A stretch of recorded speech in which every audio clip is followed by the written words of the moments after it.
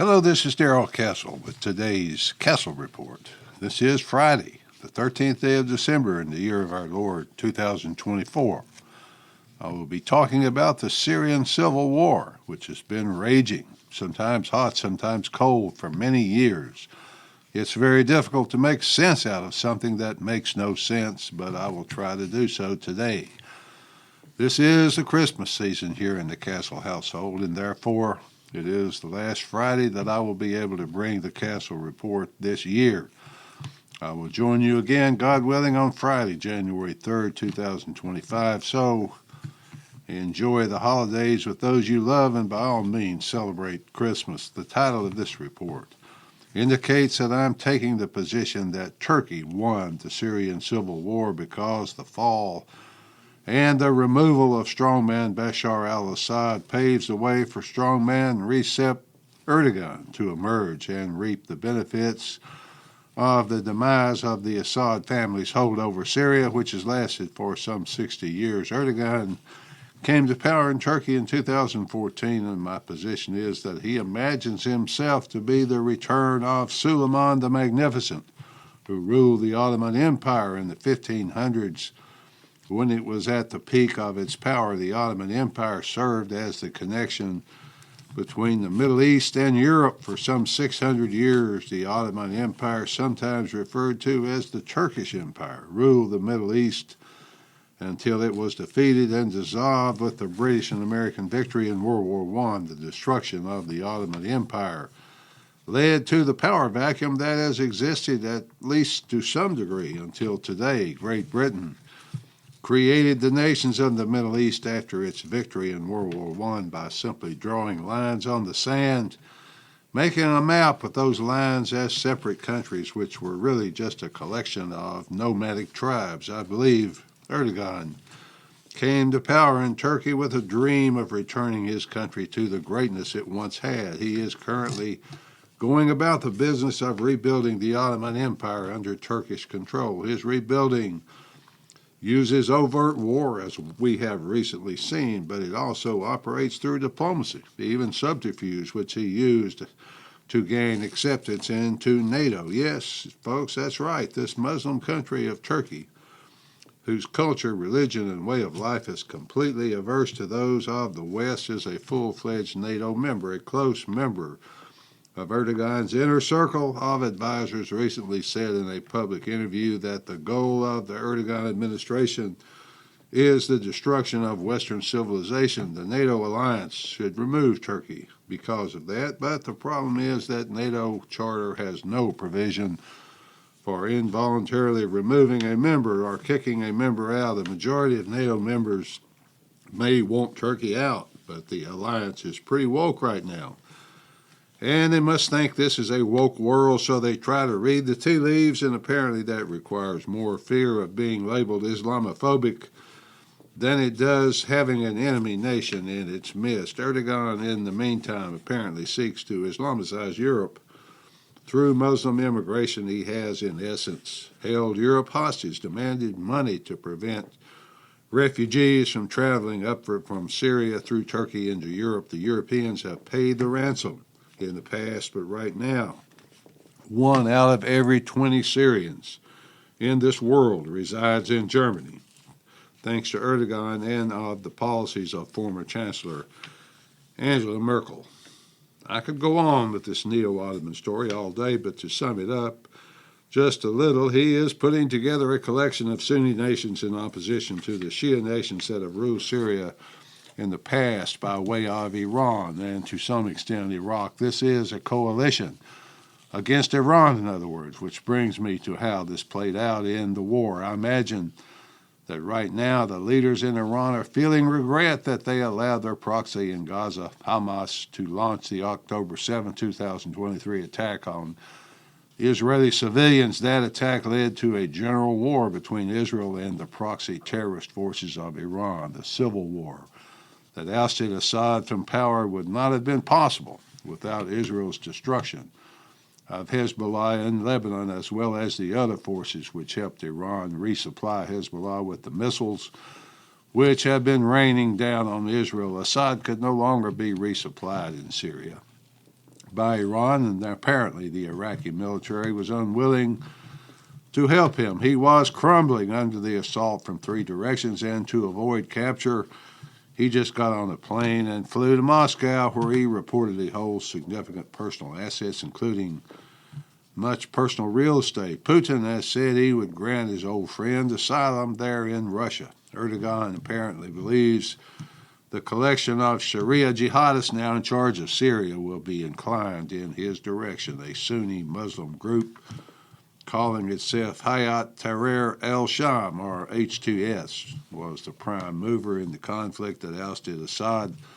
The group was previously associated with al-Qaeda and is officially designated a terrorist group by the United States and also by Turkey. That is part of the confusing mess that is Middle East politics today. Turkey's military has protected the group in northern Syria by shielding them from attacks by pro-Assad military forces. Turkey also has served as a conduit for resupply of food and weapons to the group. Turkey is also the conduit for international aid into the region as well. So when the United States, through some UN agency, delivers a few $100 million of aid, it filters through Turkey, thereby gives Turkey influence and legitimacy. I'm going to pause this military discussion for just a moment and talk about all this aid coming from the United States taxpayers into the Middle East, as well as into Ukraine to a very large degree. The aid is a self-perpetuating chain of money laundering for the officials on the ground, like Zelensky in Ukraine, Erdogan in Turkey, many others. They receive the billions from America, which creates the money on a computer. The money is then simply added to the already existing $36 trillion of debt, which burdens the American people in terms of future prosperity forever. The recipients of the aid dollars use part of it to contribute to the re-election efforts of various American politicians who then vote to give them more aid. Yes, folks, I'm afraid that is the reality, that this whole thing is at least partially just a giant money laundering scam. But that is international relations today as the U.S. conducts it. This is all part of the problem with democracy, with democratic governments today, the problem with the welfare warfare state as it conducts its affairs in the Middle East. It's that more and more resources. The more it gets, the more power it has. That concept is then transferred to those who wind up at the feeding trough as well. The more power the state has, the more corrupt and parasitic its rulers become, the more difficult it becomes to ever bring it under control. So finally, Assad is out of the picture. Erdogan is ready to cash in on the investment he has made in all these terrorist groups for so many years. The investment, to a large degree, has been made with American money, your money and mine, but it's not like we got nothing for it after all. This is all part of the campaign started by Osama.